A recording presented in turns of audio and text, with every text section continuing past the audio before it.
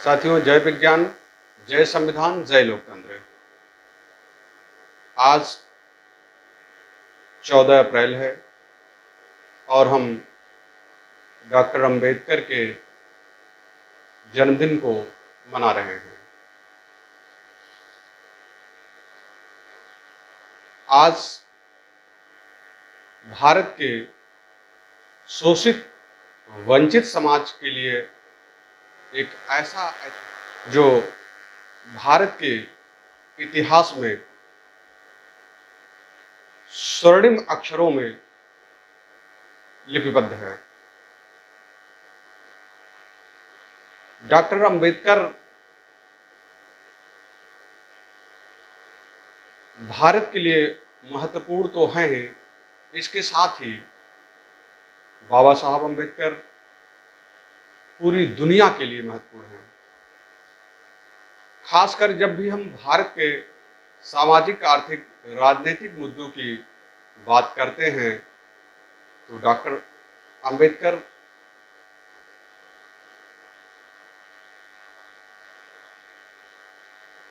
की चर्चा ना हो तो उसका अर्थ है कि विषय के साथ हम न्याय नहीं कर रहे हैं।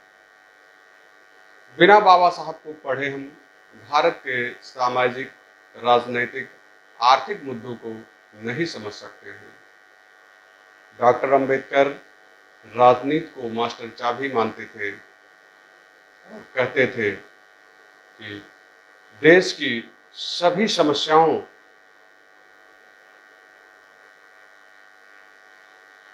का समुचित समाधान इस मास्टर चाबी से किया जा सकता है, सत्ता की मास्टर चाबी से। डॉक्टर अंबेडकर के विमर्श के केंद्र में हाशिए पर खड़ा देश का दलित शोषित तबका था, जिसमें मुख्य रूप से अछूत और महिलाएं थीं। डॉक्टर अंबेडकर खुद उसी शोषित, वंचित, अछूत समाज से ही आते थे, जिससे अछूत होने की पीड़ा को उनसे बेहतर शायद ही कोई समझ सकता था।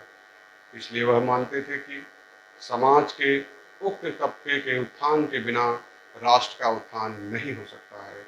डॉक्टर अंबेडकर जिस दौर में पैदा हुए थे, उस दौर में सामाजिक, आर्थिक विषमता इस कदर स्थापित थी,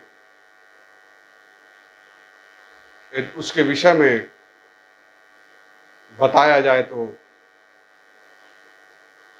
बहुत ही हृदय विदारक होगा और बड़े दुख के साथ यह कहना पड़ रहा है कि वह विषमता समाप्त होने के स्थान पर विकराल रूप धारण करती जा रही है। उल्लेखनीय है कि यदि डॉक्टर अंबेडकर आज होते तो उसी समस्याओं के खिलाफ संघर्ष करते जिन समस्याओं के खिलाफ जीवन भर उन्होंने संघर्ष किया था। आज भी हम दलित पिछड़ों के साथ वह न्याय नहीं कर पाए हैं जिसकी अपेक्षा बाबा साहब करते थे। प्रतिदिन समाचार पत्रों की सुर्खियों में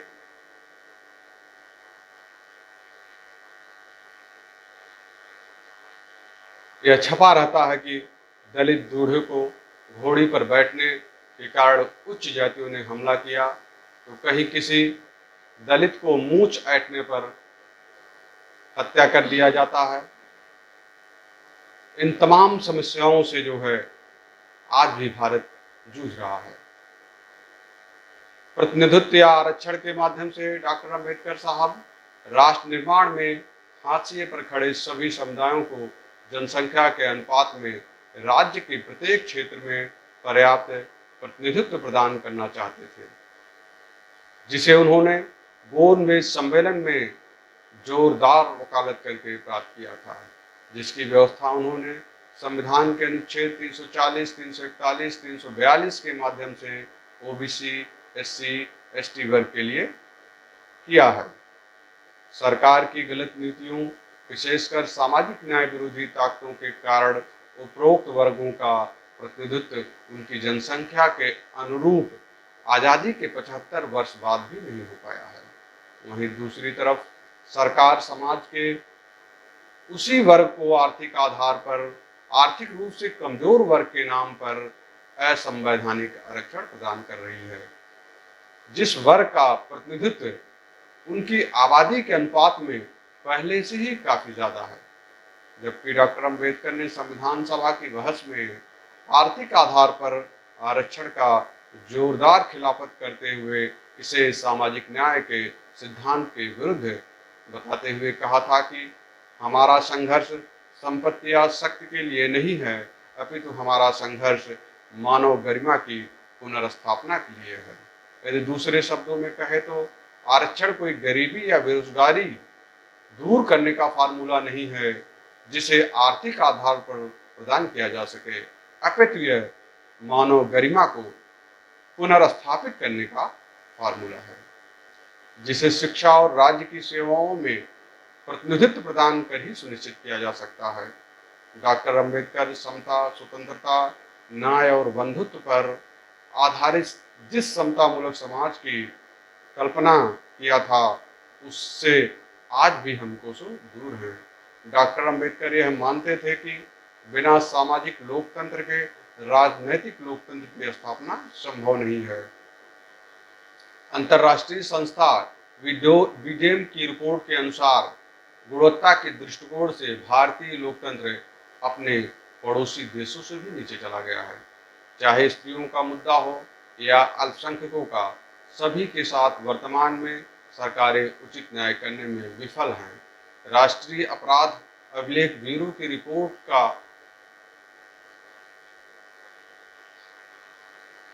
के अनुसार दलित, पिछड़ों, महिलाओं, अल्पसंख्यकों के खिलाफ अपराध बढ़ रहे हैं। डॉक्टर अंबेडकर लोकतंत्र के लिए प्रेस की स्वतंत्रता को बहुत महत्वपूर्ण मानते थे, जिसे संविधान के अनुच्छेद 19 के माध्यम से संरक्षण प्रदान किया है। फिर भी वर्तमान भारत की मीडिया स्वतंत्र और निष्पक्ष रूप से कार्य नहीं कर रही है। यह अवधारणा वर्ल्ड प्रेस फ्रीडम इंडेक्स की रिपोर्ट से भी स्पष्ट होता है, जिसमें बड़े भारतीय पत्रकारों को राष्ट्रवादी सरकारों के दबाव में कार्य करना पड़ रहा है। जिस संसद के न्यायपालिका के ऊपर संविधान की रक्षा का उत्तरदायित्व है, उसी के सामने संविधान जलाया जा रहा है।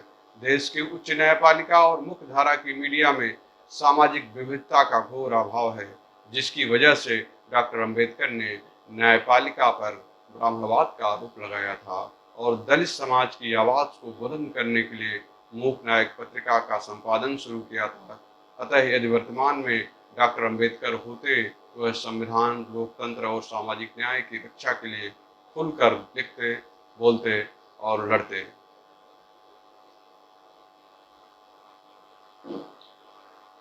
साथियों, इसी के साथ जो डॉक्टर अंबेडकर के जन्मदिन पर उनके विषय में यदि डॉक्टर अंबेडकर आज होते तो भारत के राजनीतिक मुद्दों पर उनके क्या विचार होते, हमने आपके सामने संक्षिप्त में प्रस्तुत किया। अगर आपको पसंद आया है